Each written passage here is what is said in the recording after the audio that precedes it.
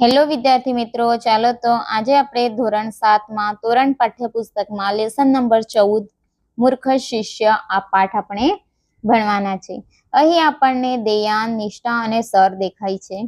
ત્યારે દેયાન જે છે સરને પૂછે, સર મને અર્થ મળી ગયો, શેનો? તો ઠોઠનો। જ્યારે શિક્ષક વિદ્યાર્થીઓને ઠોઠ શબ્દ આપે છે, બોર્ડ ઉપર ઠોઠ લખે છે અને કહે છે તેનો અર્થ શબ્દપોથીમાંથી શોધવા માટે કહે છે। શબ્દપોથી એટલે કે ડિક્શનરીમાંથી શોધવા માટે કહે છે। ત્યારે બધા બાળકો ફટાફટ અર્થ શોધવાનો પ્રયત્ન કરે છે અને દેયાન જે છે સરને કહે, સર મને એનો અર્થ મળી ગયો। ત્યારે સર કહે, ખૂબ જ સરસ, બોલ શું જવાબ છે? ત્યારે દેયાન કહે, મૂર્ખ। ત્યારે નિષ્ઠા કહે, સર આ દુનિયામાં કોઈ સાચે જ મૂર્ખ હોય? ત્યારે સર કહે, હા, ચાલો આજે હું તમને મૂર્ખ શિષ્યની વાર્તા સંભળાવું। આજે આપણે જે પાઠ ભણવાના છે એ મૂર્ખ શિષ્યનો પાઠ છે। ચાલો પાઠની શરૂઆત કરીએ। એક તપોવન હતું। એ તપોવનમાં એક મહાન વિદ્વાન તપસ્વી રહેતા હતા। તેમનો આશ્રમ જે છે એ શિષ્યોથી ભરેલો હતો। ગુરુજીનું નામ એટલું હતું કે એને આશ્રમમાં દેશ વિદેશથી આશ્રમમાં શિષ્યો જે છે વિદ્યાર્થીઓ ભણવા માટે આવતા હતો। તપોવન એટલે જ કે એક વન, એક જંગલ હતું અને એ જંગલમાં એક આશ્રમ હતું, એક મહાન વિદ્વાન તપસ્વી એવા સંતનું આશ્રમ હતું અને એ જ આશ્રમમાં દેશ વિદેશથી બાળકો જે છે ભણવા માટે આવતા હતા। આવા ગુરુજીના આશ્રમમાં એક સમયે કોઈ એક બ્રાહ્મણ પોતાના 2 પુત્રને ભણવા માટે મૂકી જાય છે। આ 2 પુત્રો જે છે એ જોડિયા ભાઈ હતા, પણ સ્વભાવ જે છે એ એકબીજાથી બંનેનો સ્વભાવ જે છે અલગ હતો। એકને બીજાની વાત ગમે જ નહીં અને એક જે કરે એનાથી બીજો જે છે એ ઉલટું કામ કરતો હતો, ઓપોઝિટ કામ જે છે એ કરતો હતો। ગુરુજીનો નિયમ કે પોતાના આશ્રમમાં જે ભણવા આવે એને ભણાવવા માટે આવકારો આપે, કોઈને ના પાડતા ન હતા। આ 2 તો ભારે કામગાર દેખાતા, દેખાવા માટે ખૂબ કામગરા દેખાતા હતા કે ખૂબ કામ કરી લે, ગુરુજીનો પડ્યો બોલ ઉપાડી લેતા હતા, એટલે કે ગુરુજી જે કહે એવું એ બાળકો બંને કરતા હતા। આશ્રમમાં આવ્યા પછી ગુરુજીની સેવા કરવાનો તેઓ બંને આગ્રહ રાખતા હતા, ખૂબ જ જીદ પકડતા હતા કે તમારી સેવા અમને કરવાની છે। ગુરુજી પણ તેમનો આવો ભાવ જોઈને તેમની સેવા કરવાનો મોકો એમને આપતા હતા। આમ તો આ 2 જોડિયા ભાઈ હતા, એટલે જ કે જુડવા ભાઈ હતા। બંને હળી મળીને જે છે એ ગુરુજીની સેવા કરતા હતા, પણ સ્વભાવે થોડા અલગ હતા। ક્યારેક ગુરુજીની સેવા કરવામાં એકબીજા સાથે બંને ભાઈ જે છે એ ઝઘડી પડતા હતા કે મારે સેવા કરવી છે, મારે સેવા કરવી છે, પણ ભોળા હતા, દિલના એ ખૂબ જ ભોળા હતા અને થોડા એ મંદ બુદ્ધિના, એટલે જ કે બુદ્ધિ થોડી ઓછી હતી। આથી ગુરુજીનો બીજો શિષ્ય કરતા એમના પ્રત્યે થોડો વિશેષ ભાવ હતો, એટલે જ કે બીજા જે બાળકો આશ્રમમાં છે એમના પ્રત્યે એ બંને બાળકો જે છે ગુરુજીના એમને થોડો વિશેષ સમય આપતા હતા, વિશેષ ભાવ હતો, પણ સેવા માટે ક્યારેય ઝઘડો કરી બેસતા। તેથી ગુરુજીને એક દિવસ કહ્યું, એ બંને બાળકો ગુરુજીની સેવા કરવા માટે એકબીજા સાથે ઝઘડતા હતા।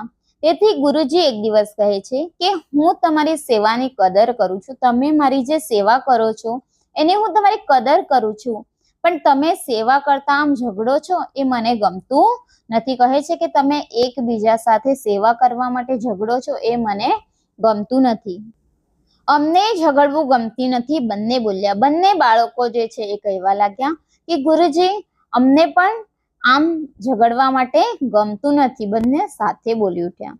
તો પછી ઝઘડો શા માટે? ગુરુજીએ પૂછ્યું કે તમને પણ ગમતું નથી તો શા માટે ઝઘડો છો?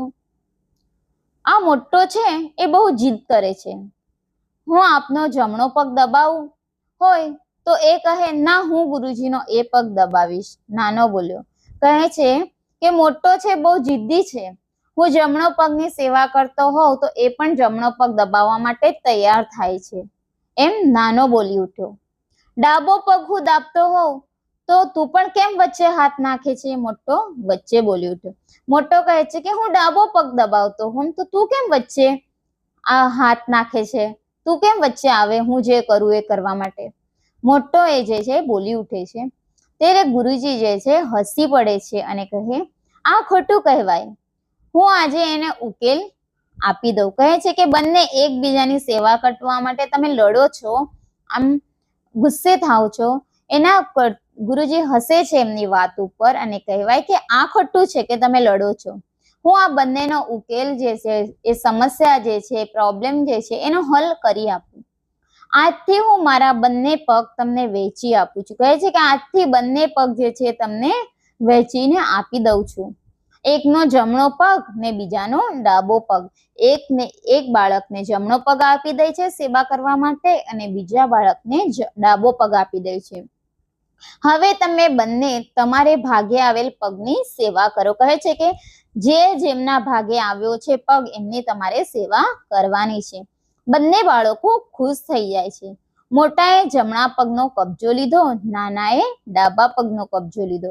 કહે છે કે મોટા ભાઈને જમણો પગની સેવા કરવા માટે ગુરુજીએ કહી દીધું અને નાના ભાઈને ડાબા પગની સેવા કરવા માટે ગુરુજીએ કહી દીધું. હવે રાત્રિનો સમય થાય અને બંને બાળકો પોતપોતાના ભાગમાં આવેલા જે પગ છે એ ગુરુજીના પગની સેવા કરે છે. એ પગ દબાવે છે, પગને ચંપી કરે છે, એટલે ગુરુજીને સારું લાગે છે, સુખ અનુભવે છે અને રાત્રે ઊંઘ પણ સારી આવી જાય છે. ક્યારે એને ઊંઘ આવી જાય છે એમને ખબર પણ પડતી નથી. હવે બંને બાળકો સેવા કરી રહ્યા છે. હવે એક દિવસ એવું બન્યું કે મોટા શિષ્યને કઈ કામ માટે બહાર જવું પડ્યું, આશ્રમથી બહાર જવું પડ્યું. એને પોતાના નાના ભાઈને કહ્યું કે હું આમ તો રોજ ગુરુજીનો જમણો પગ પખાડું છું, એટલે જ કે પગ દબાવું છું, એને ચંપી કરી આપું છું, પણ મારે આજે બહાર ગામ જવાનું છે, તેથી તારે આ પગની પણ સેવા કરવી પડશે. મોટો ભાઈ કહે છે કે મારે બહાર જવાનું છે, એટલા માટે આજે તને ગુરુજીના જમણા પગની સેવા કરવી પડશે. સાંજનો સમય થયો. ગુરુજી આરામ કરતા હતા. નાનો શિષ્ય ડાબો પગ પખાડીને ચંપી કરતો હતો. ગુરુજી એને કહ્યું, હવે તું આ મારા જમણા પગને પખાડીને ચંપી કર. હવે ગુરુજી કહે છે કે તારો ભાઈ આજે નથી અને આ પગની સેવા ઘણી થઈ ગઈ છે, હમણાં જમણા પગની તું સેવા કર. ત્યારે નાનો ભાઈ કહે છે, ના, એ નહીં બને. એ તો આપે મારા મોટા ભાઈને સોંપ્યો છે ને, હું એને હાથ પણ અટકું નહીં. કહે છે કે આ મારા મોટા ભાઈને પગ તમે આપેલો છે અને એમની સેવા હું નહીં કરું. આ પગને હું હાથ પણ અટકું નહીં, એટલે જ કે હાથ પણ પકડું નહીં. ગુરુજી કહે, મૂર્ખ જેવી વાત ના કર. ગુરુજીને ગુસ્સો આવી જાય છે અને કહે છે કે મૂર્ખ જેવી વાત ન કર. ગુરુજીએ મૂર્ખનું સંબોધન કર્યું એટલે નાનો ભાઈને એકદમ છટક્યો, એને ગુસ્સો આવી ગયો નાના ભાઈને, એને મૂર્ખ કહ્યો માટે. એ કહે છે, તમે મને મૂર્ખ કહ્યો?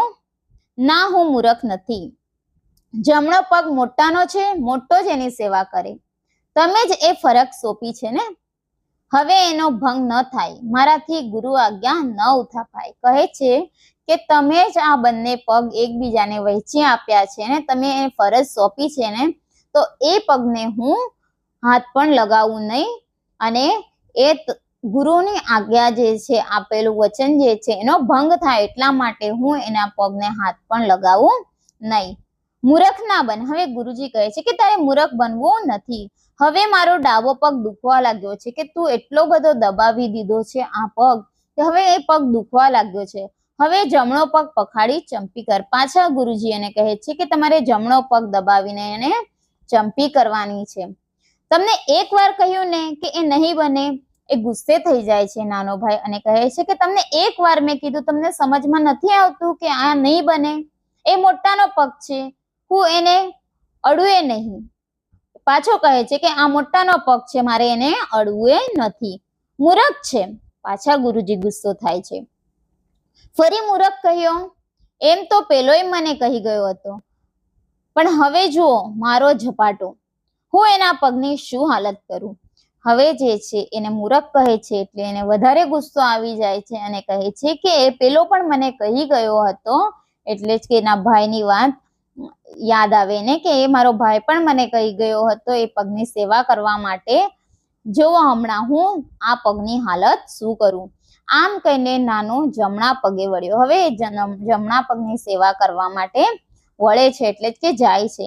એને બરાબરનો ખેંચ્યો. હવે ગુરુજીનો પગ જે છે એ ગુરુજીનો પગ હતો, પરંતુ એ બાળક જે છે મંદ બુદ્ધિના બાળક હતા, એટલે એ જાણીને બેઠો હતો કે એ પેલાનો પગ છે, મોટા ભાઈનો પગ છે, એને આપ્યો છે સેવા કરવા માટે. એટલા માટે એ ગુસ્સામાં ને ગુસ્સામાં એ પગને ખૂબ ખેંચે છે, જોર જોરથી દબાવે છે, જાણે કચડતો હોય એમ વજન દીધું, ખૂબ જ વજનથી એ પગને દબાવે છે.